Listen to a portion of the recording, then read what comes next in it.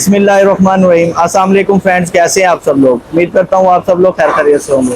मैं हूं शेख अब्बास और आप देख रहे हैं मेरा यूट्यूब चैनल। तो फ्रेंड्स, आज हम एक और डेयरी फार्म पे मौजूद हैं। उनके ऑनर हमारे साथ हैं, उनसे आपकी मुलाकात करवाएंगे और उनसे पूछेंगे कि ये काम करते हुए कितना अर्सा हो गया। अस्सलाम वालेकुम सर जी। वालेकुम अस्सलाम रहमतुल्लाह। अल्हम्दुलिल्लाह, शुक्र है सर, अल्लाह सब का। तो पहले थे अपना नाम और अपने फार्म की लोकेशन दस दो।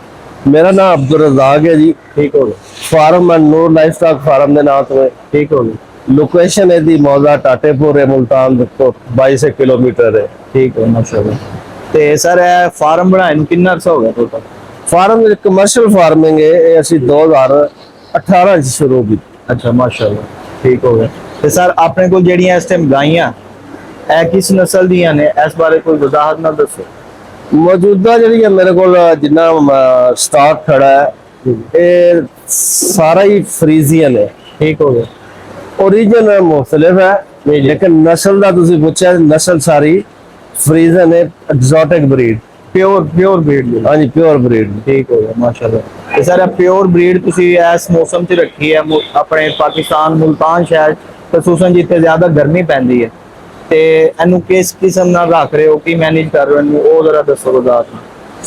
शेख साहब ये गोके मुल्तान की गर्मी पूरे पाकिस्तान च मशहूर है, ठीक हो गया, लेकिन कमर्शियल फार्मिंग दे विच ਤੁਹਾਨੂੰ प्योर ब्रीड ही मारे आंदी जबरदस्त। ते मैं ਤੁਹਾਡੇ ਸਾਹਮਣੇ अल्हम्दुलिल्लाह जानवर बैठे भी ने, हाँ जी जानवर खड़े भी ने जी जी वेंटिलेशन अच्छी होनी चाहिए है, सोकिंग यानी शावरिंग जी जी, ਇਹਦਾ सिस्टम अच्छा होना चाहिए है। ठीक हो गया और ਅਸੀਂ ਫੀਡ ਨਿਊਟ੍ਰੀਸ਼ਨ ਦਾ ਬੜਾ ਖਿਆਲ ਕਰਨਾ ਪੈਂਦਾ ਹੈ माशाल्लाह। ਮੌਸਮ ਦੇ ਹਿਸਾਬ ਨਾਲ, ਸਰਦੀਆਂ ਗਰਮੀਆਂ ਸਾਵਣ ਭਾਦੋਂ ਉਹਦੇ ਹਿਸਾਬ ਨਾਲ ਅਸੀਂ ਫੀਡ ਸੈੱਟ ਕਰਦੇ ਹਾਂ। जबरदस्त। ਤੇ ਸਰ ਹੁਣ ਤੁਸੀਂ ਇੱਕ ਗਾਂ ਕੋਲੋਂ ਪਰ ਡੇ ਦੁੱਧ ਦੀ ਐਵਰੇਜ ਕੀ ਲੈ ਰਹੇ ਹੋ। ਦੇਖੋ ਮੌਸਮ ਤੁਹਾਡੇ ਸਾਹਮਣੇ ਹੈ, ਹੀਟ ਸਟ੍ਰੈਸ ਆਪਣੀ ਪੀਕ ਤੇ ਹੈ ਬਿਲਕੁਲ, ਉਹਦੇ ਤਸ਼ਰੀਫ ਵੀ ਬੜੇ ਖਾਸ ਪੀਕ ਦੇ ਮੌਸਮ ਵਿੱਚ ਆਏ ਹੋ। ਤੇ ਅੱਜ ਦੀ ਵੀ ਮੇਰੀ ਐਵਰੇਜ ਜਿਹੜੀ ਆ ਉਹ 5 ਲੀਟਰ ਪਰ ਐਨੀਮਲ ਹੈ। जबरदस्त जबरदस्त। ਇਹ ਪੂਰੇ ਹਡਲ ਦੀ ਹੈ ਹਾਰਟ ਦੀ ਜਿਹਦਾ ਮਿਲਕਿੰਗ ਹਾਰਟ ਹੈ 110 ਜਾਨਵਰ ਦੀ ਜੀ ਜੀ ਐਵਰੇਜ ਜਿਹੜੀ ਹੈ ਉਹ 5 ਹੈ। ਮਾਸ਼ਾਅੱਲਾ ਜਬਰਦस्त। ਤੇ ਸਰ ਫੀਡਿੰਗ ਦੇ ਵਿੱਚ ਅਗਰ ਪੁੱਛੀਏ ਤੇ ਉਹਦੇ ਵਿੱਚ ਕੀ ਕੀ ਸ਼ੈ ਨਾਲ ਇਸਤੇਮਾਲ ਕਰ। ਫੀਡਿੰਗ ਦਾ ਇਹ ਇੱਕ ਵੱਡਾ ਸਬਜੈਕਟ ਹੈ। ਹਾਂਜੀ, ਫੀਡਿੰਗ ਦੇ ਵਿੱਚ ਅਸੀਂ ਜਿਹੜਾ ਹੈ फाइबर का ख्याल रखना होता है, प्रोटीन का ख्याल रखना होता है, एनर्जी का ख्याल रखना होता है, डाइजेस्टिबिलिटी और जानवर शौक नाल खावे। बिल्कुल ये खास लोगों का काम है, न्यूट्रिशनिस्टां का काम है। बिल्कुल है। और सानू मौसम और जानवरों के स्टेटस के हिसाब नाल, यानी जानवर इस टाइम मेरे मोस्टली प्रेगनेंट ने, लेट लैक्टेशन है यानी दुध देंदे होए इन्हां नूं 150 दिन तो उत्ते हो गया, ਉਹਦੇ ਹਿਸਾਬ ਨਾਲ ਫੀਡ ਬਦਲਦੀ ਰਹਿੰਦੀ ਹੈ। ठीक हो गया। ਉਹਦੇ ਚ ਕੁਝ ਚੀਜ਼ਾਂ ਤੇ ਮੇਜਰ ਹਿੱਸਾ ਹੈ ਫੀਡ ਦਾ ਜਿਹੜਾ ਤਬਦੀਲ ਨਹੀਂ ਹੁੰਦਾ, ਉਹਦੀ ਮਿਕਦਾਰ ਘਟਾਈ ਜਾਂਦੀ ਹੈ ਤੇ ਵਧਾਈ ਜਾਂਦੀ ਹੈ। ठीक हो गया। और कोई सपोर्टिव थेरेपी होती है जैसा मिनरल्स है, मल्टीविटामिन है, विटामिन सी है और एनर्जी सोर्सेज ने, ਉਹਦੇ ਨਾਲ ਅਸੀਂ ਮੇਨਟੇਨ ਕਰਦੇ ਹਾਂ। ਠੀਕ ਹੈ ਮਾਸ਼ਾਅੱਲਾ। ਅੱਛਾ ਸਰ, ਹੁਣ ਇਹ ਦੱਸੋ ਕਿ ਇਹਨਾਂ ਦਾ ਬਰੀਡਿੰਗ ਦਾ ਜਿਹੜਾ ਤੁਸੀਂ ਸਿਸਟਮ ਕਰ ਰਹੇ ਹੋ ਉਹਦੇ ਬਾਰੇ ਦੱਸੋ ਕਿ ਬੀਜ ਕਿਹੜਾ ਰਖਵਾਉਂਦੇ ਹੋ, ਕਿ ਕਿਸ ਮੌਸਮ ਬਰੀਡ ਕਰਵਾਉਂਦੇ ਹੋ ਜਿਹੜੀ ਬਿਹਤਰ ਹੋਵੇ। ब्रीडिंग के हवाले नाल मैं हुण इस साल यानी तजर्बा कर रहे हैं कि आयरशायर ब्रीड जिन्होंने नॉर्वेजियन रेड कहते हैं, कुछ हिस्सा ਉਹਦਾ मैं कर रहे हैं, कुछ जर्सी का कर रहे हैं, बाकी 60 to 70% ਜਿਹੜਾ 60-70% मैं फ्रीजन ਤੇ ही रवांगा। अच्छा, क्योंकि साडा फार्म एक कमर्शियल फार्म है माशाअल्लाह, और ये चल रहा है दुध की पैदावार दे नाल, पैसे दुध दे आंदे है।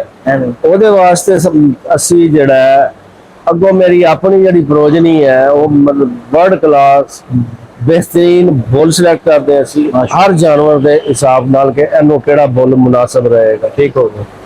और ਉਹਦੇ ਵਿੱਚ ਅਸੀਂ ਬਹੁਤ ਕੁਝ ਬਰੀਡਿੰਗ ਚ ਵੀ ਇੱਕ ਬੜਾ ਵਸੀ ਸਬਜੈਕਟ ਹੈ। ਹਾਂਜੀ, ਉਹਦੇ ਚ ਹਰ ਚੀਜ਼ ਅਸੀਂ ਦੇਖ ਕੇ ਮਾਸ਼ਾਅੱਲਾ ਪੈਡੀਗਰੀ ਦੇਖ ਕੇ, और मेरे को अल्हम्दुलिल्लाह पूरा सारा पेडिग्रीड यानी माशाअल्लाह जिदा जिस नस्ल का रिकॉर्ड होवे ਉਹਦੇ ਨਾਨਕਿਆਂ ਦਾਦਕਿਆਂ ਦਾ ਉਹਨੂੰ ਅਸੀਂ ਪੈਡੀਗਰੀ ਦੇ ਐਨੀਮਲ ਕਹਿੰਦੇ ਹਾਂ। ਮੇਰੇ ਕੋਲ ਸਾਰੇ ਹੀ ਪੈਡੀਗਰੀ ਦੇ ਐਨੀਮਲ ਨੇ। ਅੱਛਾ ਸਰ, ਇਹ ਬਰੀਡ ਲੈਣ ਦਾ ਕੋਈ ਖਾਸ ਟਾਈਮ ਹੁੰਦਾ ਹੈ ਜਾਂ ਜਿਸ ਟਾਈਮ ਜਾਨਵਰ ਹੀਟ ਤੇ ਆ ਰਿਹਾ ਕੋਈ ਐਸ ਇਹਦੇ ਚ ਜਾਂ ਕੋਈ ਪ੍ਰੋਪਰ ਟਾਈਮ ਹੈ ਜਿਸ ਮੌਸਮ 'ਚ ਤੁਸੀਂ ਬਰੀਡ ਲੈਂਦੇ ਹੋ? ਬਰੀਡਿੰਗ ਸੀਜ਼ਨ ਐਕਚੁਅਲੀ ਜ਼ਰੂਰ ਹੁੰਦਾ, ਇਹਦੇ 'ਚ ਕੋਈ ਸ਼ੱਕ ਨਹੀਂ ਹੈ। ਜੀ ਅਕਤੂਬਰ ਤੋਂ ਲੈ ਕੇ ਅਪ੍ਰੈਲ ਤੱਕ, 15 ਅਕਤੂਬਰ ਤੋਂ ਲੈ ਕੇ 15 ਅਪ੍ਰੈਲ ਤੱਕ ਸਾਡਾ ਬਰੀਡਿੰਗ ਸੀਜ਼ਨ ਹੁੰਦਾ ਹੈ। ਠੀਕ ਹੋ ਗਿਆ। ਉਹਦੇ 'ਚ ਅਸੀਂ ਮਤਲਬ ਕੋਸ਼ਿਸ਼ ਕਰਦੇ ਹਾਂ ਕਿ ਸਾਡਾ 100% ਜੀ ਹਰਡ ਜਿਹੜਾ ਹੈ ਉਹ ਪ੍ਰੈਗਨੈਂਟ ਹੋ ਜਾਵੇ। ਜ਼ਬਰਦਸਤ। ਲੇਕਿਨ ਹੁਣ ਕੁਝ ਸਾਲਾਂ ਤੋਂ ਗਰਮੀਆਂ 'ਚ ਜਦੋਂ ਦੁੱਧ ਸ਼ਾਰਟ ਹੋ ਜਾਂਦਾ ਹੈ, ਕਮਰਸ਼ੀਅਲ ਡੇਅਰੀ ਜਿਹਦਾ ਹਰਡ ਸਾਈਜ਼ 300 ਤੇ ਪਹੁੰਚ ਚੁੱਕਿਆ, ਉਹਨੂੰ ਫਿਰ ਫਾਰਮ ਚਲਾਉਣਾ ਔਖਾ ਹੋ ਜਾਂਦਾ ਹੈ। ਬਿਲਕੁਲ ਐਵੇਂ ਤੇ ਗਰਮੀਆਂ 'ਚ ਵੀ ਦੁੱਧ ਚਾਹੀਦਾ ਹੁੰਦਾ ਹੈ। ਬਿਲਕੁਲ ਹੁਣ ਅਸੀਂ ਜਿਹੜੀਆਂ ਮਤਲਬ ਥਰੂ ਆਊਟ ਈਅਰ ਬਰੀਡਿੰਗ ਕਰਦੇ ਆ, ਬਿਲਕੁਲ ਉਹ ਬਰੀਡਿੰਗ ਦੀ ਫਿਰ ਇੱਕ ਖਾਸ ਸਟ੍ਰੈਟਜੀ ਔਰ ਪਲਾਨਿੰਗ ਹੁੰਦੀ ਹੈ ਮਾਸ਼ਾਅੱਲਾ। ਤਾਂ ਕਿ ਜਾਨਵਰ ਪ੍ਰੈਗਨੈਂਟ ਗਰਮੀ 'ਚ ਵੀ ਹੋਣ। ਬਿਲਕੁਲ। ਅੱਛਾ ਸਰ, ਹੁਣ ਇਹ ਦੱਸੋ ਜਿਹੜਾ ਸਵਾਲ ਹੈ, ਕਾਫੀ ਸਾਰੇ ਸਾਡੇ ਲੋਕ ਜਿਹੜੇ ਨਿਊ ਵੀਵਰਸ ਆ ਉਹ ਇਹ ਪੁੱਛਦੇ ਆ ਕਿ ਇੱਕ ਗਾਂ 'ਚ ਤੁਸੀਂ ਅੱਜ ਬੀਜ ਰਖਵਾਤਾ ਤੇ ਉਹ ਬੀਜ ਰਖਵਾਉਣ ਤੋਂ ਕਿਤਨੇ ਅਰਸੇ ਤੱਕ ਉਹ ਦੁੱਧ ਦੇਂਦੀ ਰਹਿੰਦੀ ਹੈ, ਇਸ ਬਾਰੇ ਦੱਸੋ।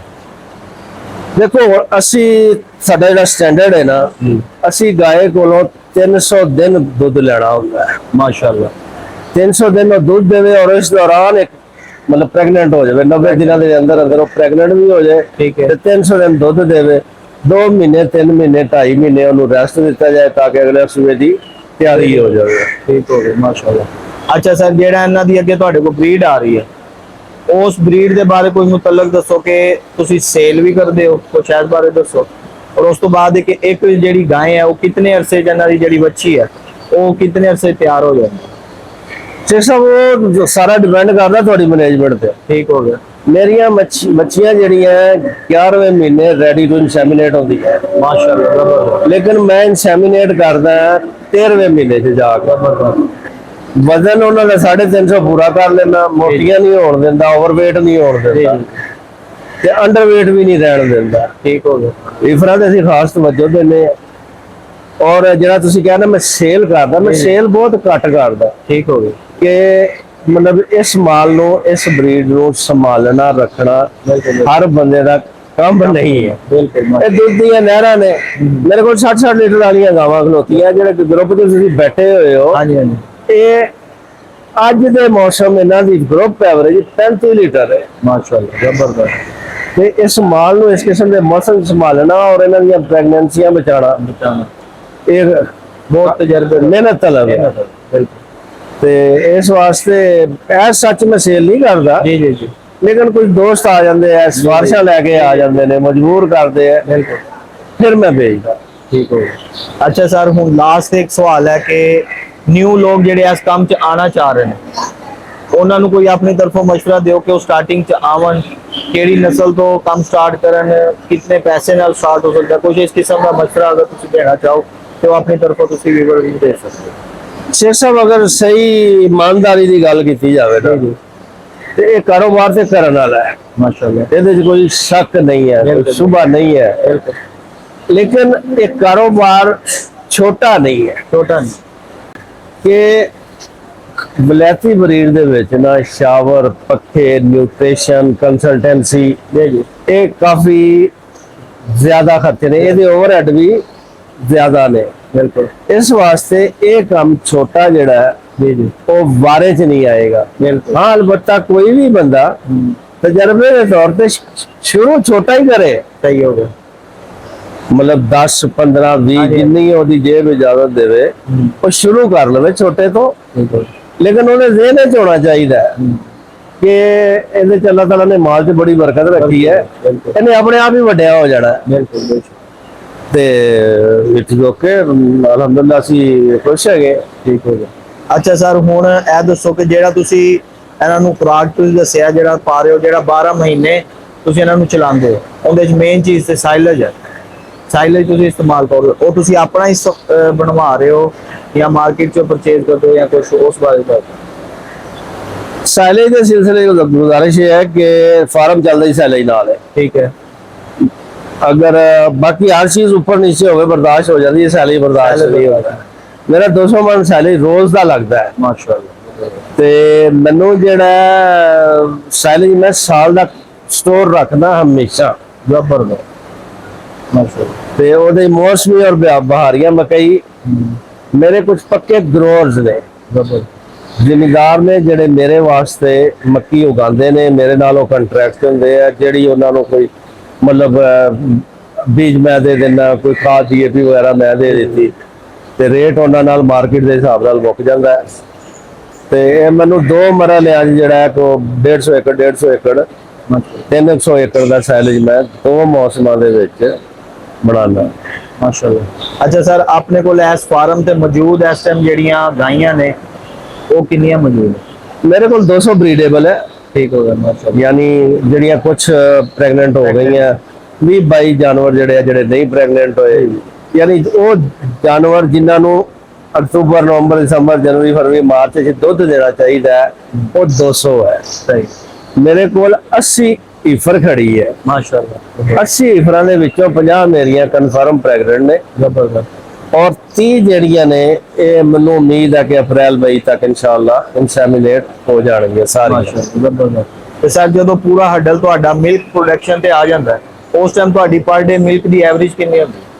ਦੇਖੋ ਮੈਂ ਐਕਸਪੈਕਟ ਕਰ ਰਿਹਾ ਕਿ ਇਹ ਜਿਹੜਾ ਦੁੱਧ ਦਾ ਸੀਜ਼ਨ ਆਏਗਾ ਅਕਤੂਬਰ ਤੋਂ ਸ਼ੁਰੂ ਹੁੰਦਾ ਹੈ ਔਰ ਸੂਆ ਸਾਡਾ ਮਾਰਚ, ਅਪ੍ਰੈਲ, ਮਈ ਤੱਕ ਚੱਲੇਗਾ।